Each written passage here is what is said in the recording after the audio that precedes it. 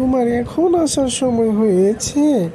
আমি তোমার জন্য অপেক্ষা করতে করতে আমি বিরক্ত হয়ে গেছি। কি করব বলো?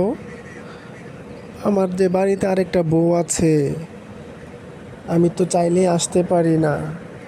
আমার বউ হাজারটা প্রশ্ন করে, বউকে সামাল দিয়ে তারপর তোমার কাছে আসতে হয়।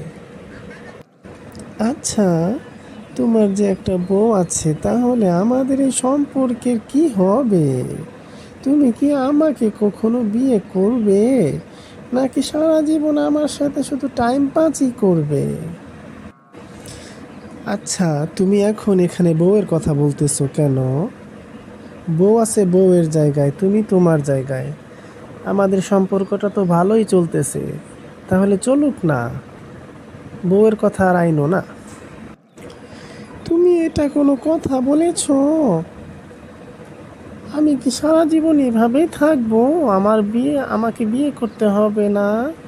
আমার বাড়ি থেকে তো আমাকে বিয়ে দিতে চাচ্ছে। এটাও তো তুমি ঠিক কথা বলেছো। এখন আমি কি করবো?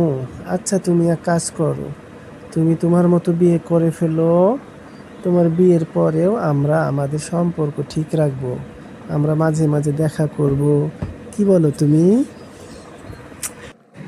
এটা তুমি কেমন কথা বলছো? বিয়ের পরে আমার স্বামী আছে, স্বামী থাকবে। স্বামীকে টাইম না দিয়ে তোমাকে আমি কিভাবে টাইম দিব বলো তুমি? আচ্ছা থাক, আজ এই বিষয়ে আর কথা বলবা না। এই বিষয়ে আমরা অন্য সময় কথা বলবো। আজকে বলো, তুমি কয়টা ক্লাস ফাঁকি দিয়ে আমার লগে দেখা করতে আইছো?